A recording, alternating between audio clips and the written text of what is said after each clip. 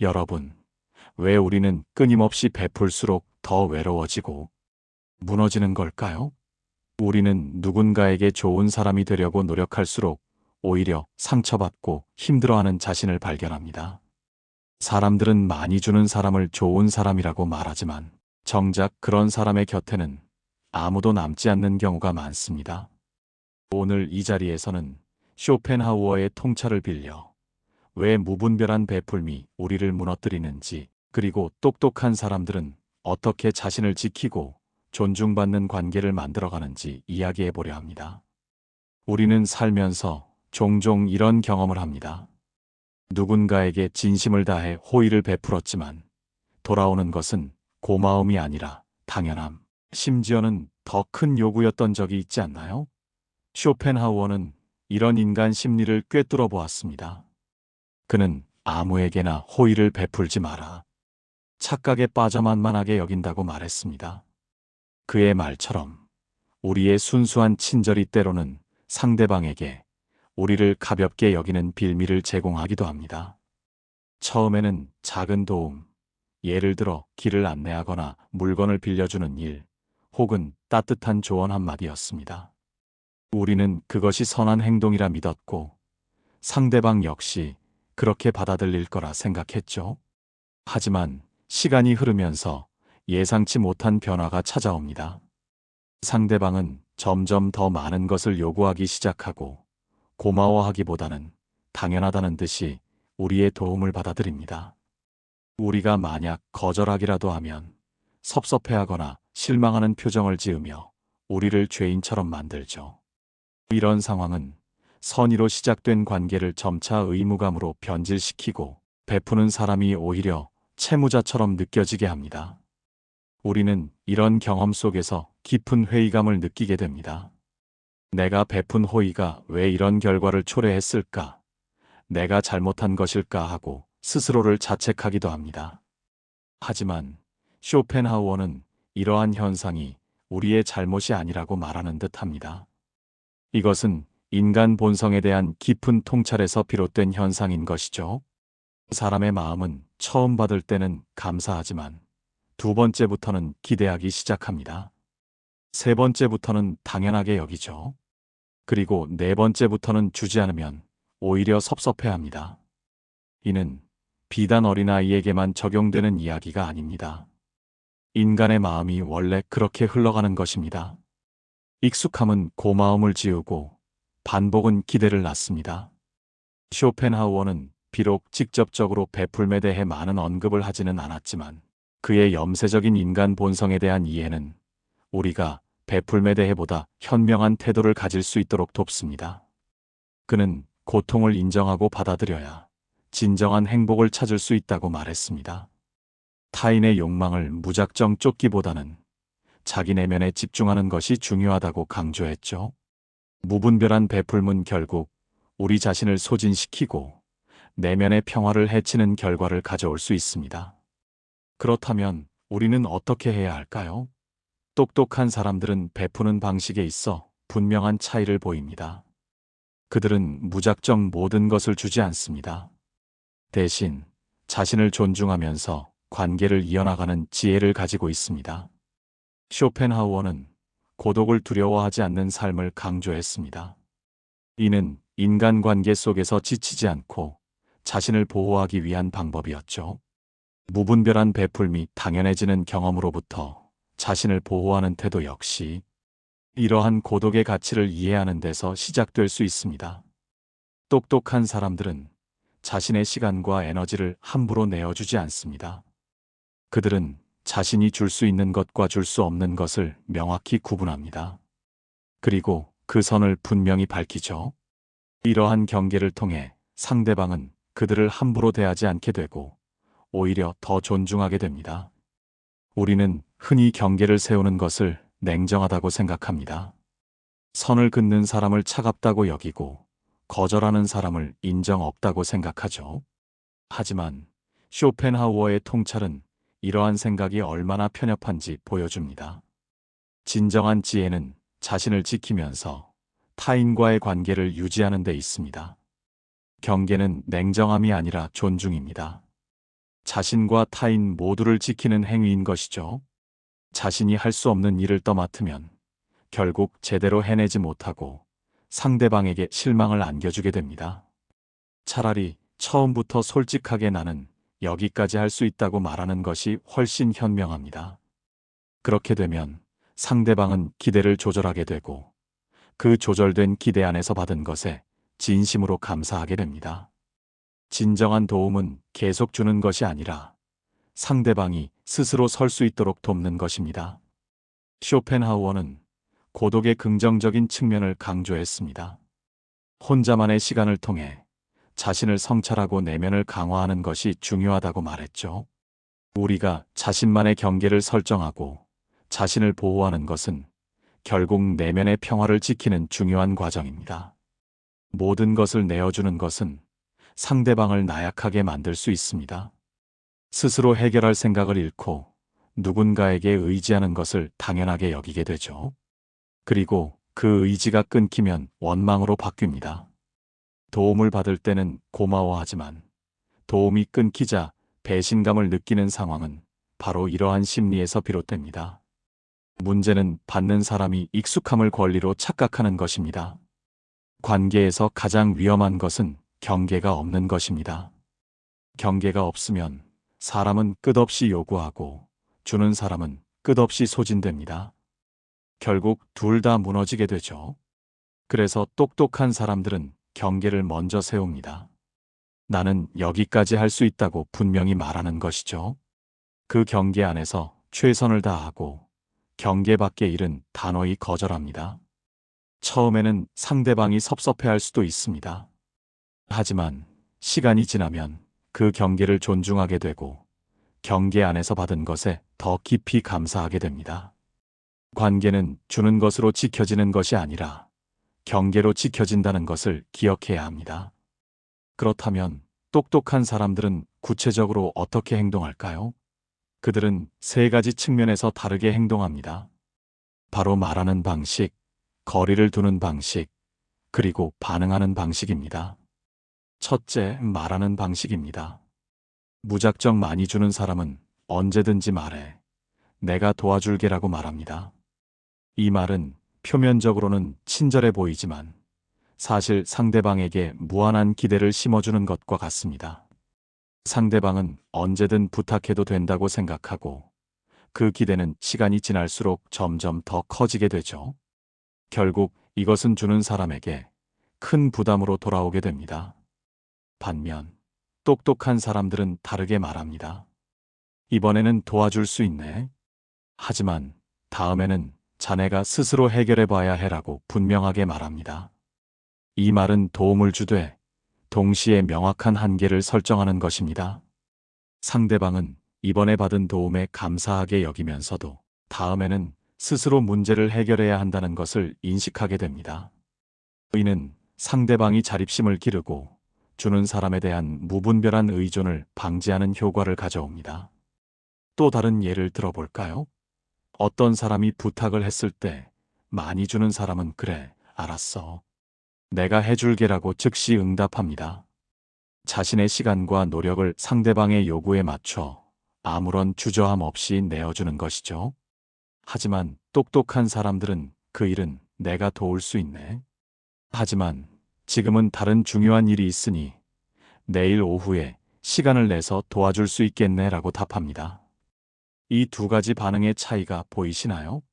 첫 번째 사람은 자신의 삶의 우선순위를 상대방의 요구 뒤로 미룹니다. 반면 두 번째 사람은 도움을 제공하되 자신의 시간과 일정을 존중하고 지킵니다. 이것이 바로 관계에서 건강한 경계를 설정하는 핵심적인 태도입니다. 경계는 단순히 거절을 의미하는 것이 아닙니다. 그것은 자신의 삶을 지키면서도 상대방에게 진정으로 도움이 되는 방식으로 협력하는 지혜로운 방식인 것입니다. 이러한 태도는 상대방에게 당신의 시간과 노력이 소중하다는 메시지를 전달하며 장기적으로 관계에 대한 상호 존중을 불러일으킵니다. 둘째, 거리를 두는 방식입니다. 많이 주는 사람들은 상대방과 늘 가까이 있으려 합니다. 상대방이 필요로 할 때마다 그림자처럼 곁에 있고 상대방의 모든 사소한 일에까지 관여하려 들죠. 처음에는 이런 모습이 친밀함과 헌신으로 비춰질 수 있습니다. 하지만 시간이 지나면 상대방은 오히려 부담을 느끼게 됩니다. 너무 가까운 관계는 숨통을 조이는 것처럼 느껴질 수 있기 때문입니다. 사람에게는 자신만의 공간과 시간이 필요하며 이는 아무리 친밀한 관계에서도 마찬가지입니다.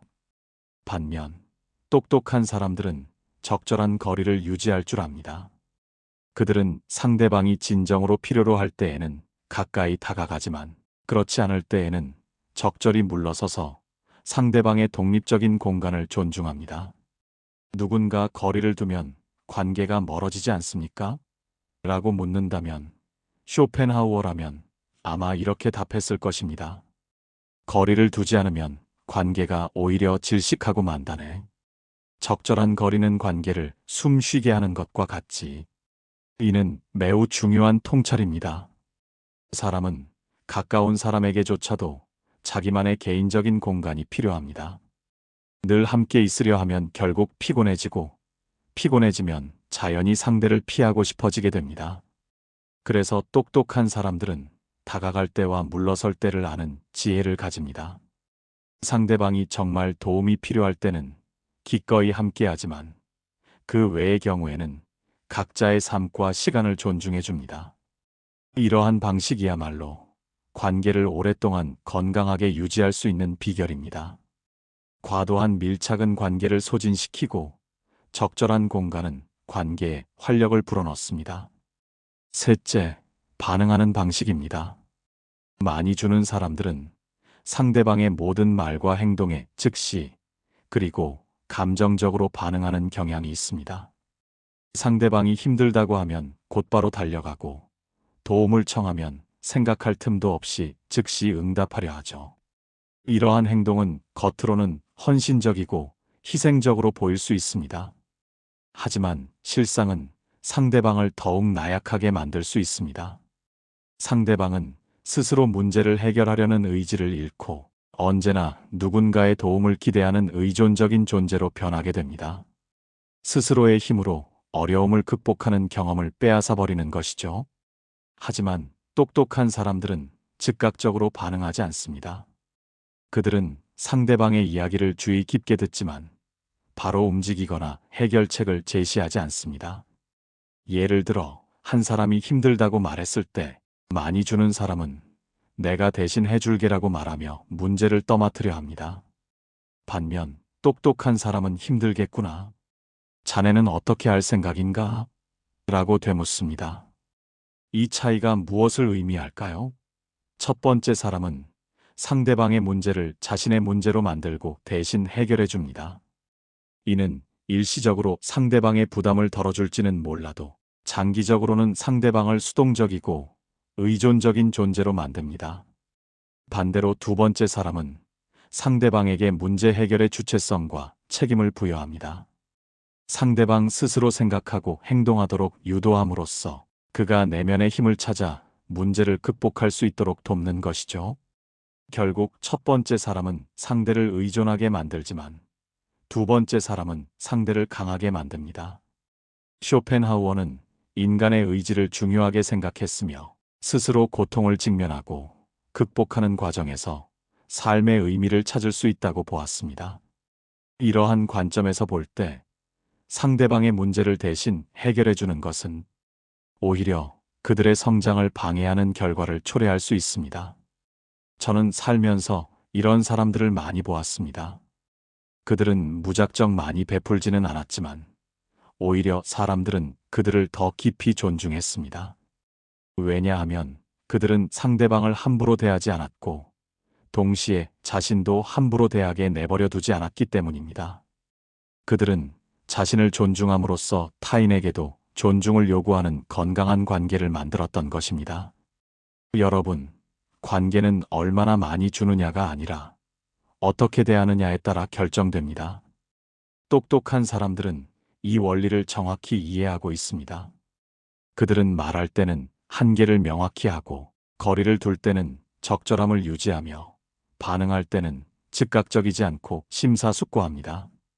이것이 바로 그들이 관계를 지키고 스스로의 가치를 존중받는 방식입니다. 여러분도 이제부터 이렇게 해보시기 바랍니다. 모든 부탁에 무조건 그래라고 답하기보다는 이번에는 도와줄 수 있지만 다음에는 자네가 스스로 해보게라고 말할 용기를 가지세요.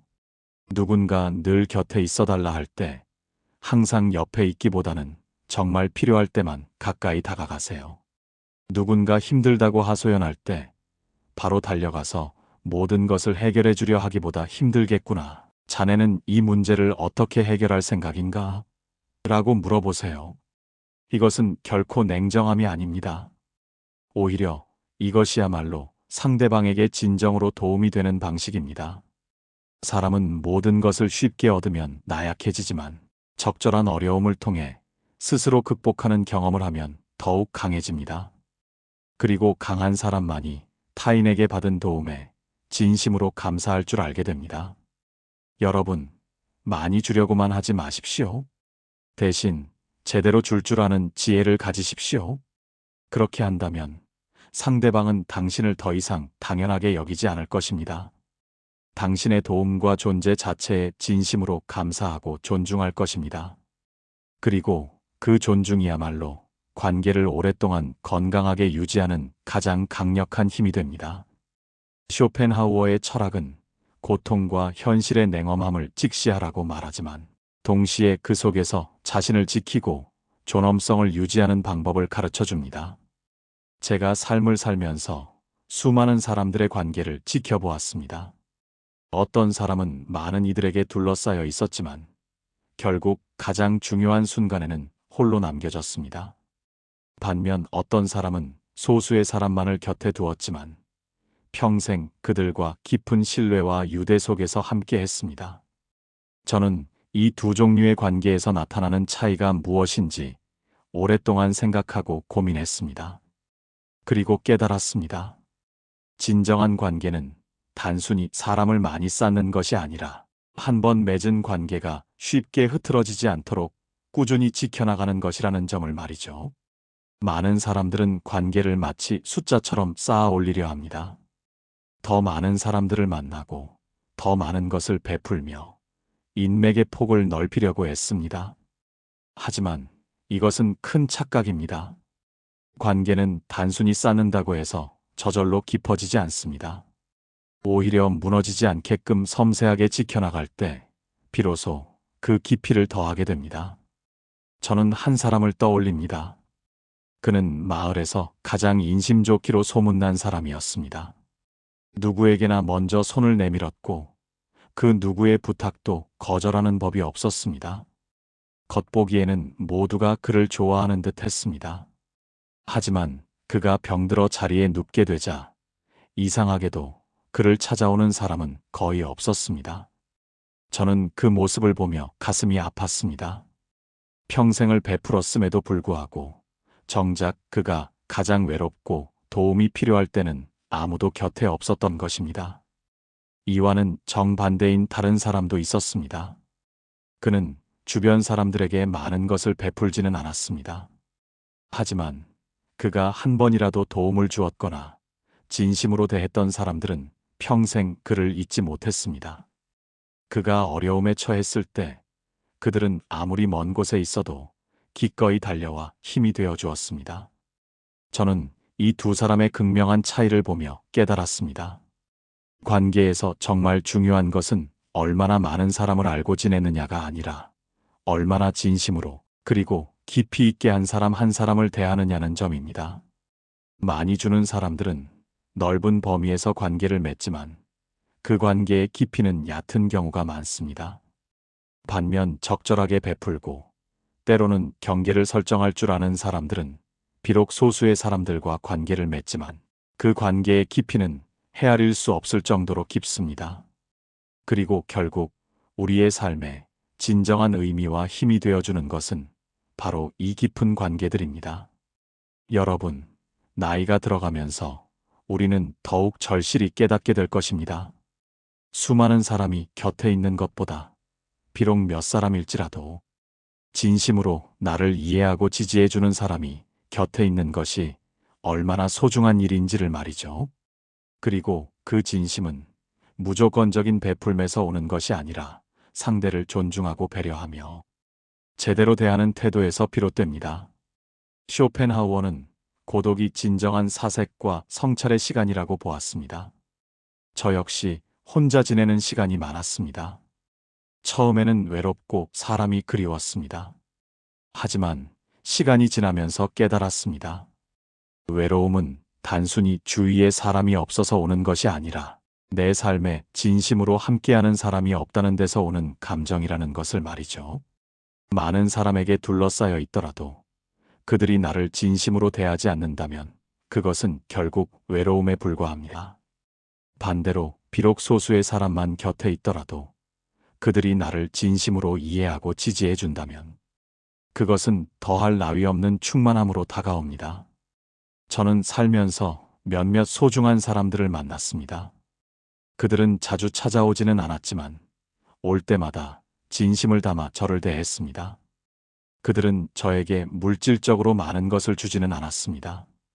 하지만 제가 힘들고 필요로 할 때는 언제나 묵묵히 제 곁에 있어 주었습니다. 저는 그들과의 관계를 통해 배웠습니다. 관계는 얼마나 자주 만나느냐의 문제가 아니라 얼마나 진심으로 서로를 대하느냐의 문제라는 것을요. 이제 여러분도 알게 될 것입니다. 관계는 무조건 많이 베푸는 것이 아니라 서로를 제대로 대하는 것이 중요하며 관계는 잦은 만남에서 오는 것이 아니라 서로가 필요로 할 때 묵묵히 곁을 지켜주는 것에서 깊어진다는 것을 말입니다. 또한 관계는 단순히 쌓아 올리는 것이 아니라 한 번 맺어진 소중한 인연이 흐트러지지 않도록 끊임없이 노력하고 지켜나가는 것임을 깨닫게 될 것입니다. 저는 이 모든 소중한 진리들을 삶의 경험을 통해 배웠습니다. 그리고 이제 여러분에게 이 통찰을 전하고 싶습니다. 무작정 많이 주려고만 하지 마십시오. 대신 제대로 줄 아는 현명함을 가지십시오. 세상 모든 사람을 다 만족시키려 하지 마십시오. 대신 당신의 곁에 남을 만한 소수의 사람들에게 진심을 다해 제대로 대하십시오. 관계를 단순히 쌓아 올리려 애쓰지 마십시오. 대신 당신에게 이미 주어진 소중한 관계들이 무너지지 않도록 꾸준히 지켜나가십시오. 그렇게 한다면 여러분은 진짜 관계가 무엇인지 그리고 당신의 삶에 진정한 힘이 되어줄 진짜 사람들이 누구인지를 분명히 알게 될 것입니다. 그들은 당신의 삶을 든든하게 지탱하는 뿌리가 되어줄 것입니다. 저는 이제 이 긴 이야기를 마치려 합니다. 여러분, 누군가에게 베푸는 것을 결코 두려워하지 마십시오. 하지만 동시에 당신의 모든 것을 무분별하게 내어주지는 마십시오. 관계에 있어서 명확한 경계를 설정하는 것을 주저하지 마십시오. 그것은 결코 타인에 대한 냉정함이 아니라 자기 자신을 보호하고 동시에 상대방과의 관계를 건강하게 유지하기 위한 가장 현명하고 깊이 있는 지혜입니다. 기억하십시오. 관계는 단순히 많은 것이 중요한 것이 아니라 당신의 곁에 남는 것이 중요합니다. 그리고 당신의 곁에 오래도록 남는 진정한 관계는 무작정 많이 준다고 해서 만들어지는 것이 아닙니다. 상대를 존중하고 자신을 지키며 서로를 제대로 대할 때 비로소 그 관계는 저절로 깊어지고 오래도록 지속됩니다. 이것이 제가 평생을 살아가며 깨달은 가장 중요한 삶의 진리입니다. 여러분도 이제 이 사실을 깨닫고 당신의 소중한 관계들을 현명하게 가꿔 나가시길 진심으로 바랍니다. 건강하고 단단한 관계들만이 당신의 삶을 따뜻하게 하고 진정한 행복으로 이끌어 줄 것입니다. 여러분의 용기와 지혜를 응원합니다. 여러분의 삶은 여러분의 것이며 그 어떤 외부의 영향에도 흔들리지 않는 굳건한 평화를 찾기를 바랍니다. 우리는 함께 더 나은 삶을 만들어갈 수 있습니다. 이 과정에서 여러분이 스스로를 사랑하고 존중하는 것이 얼마나 중요한지 다시 한번 깨닫게 되시기를 바랍니다. 당신의 삶의 주도권은 오직 당신에게 있습니다.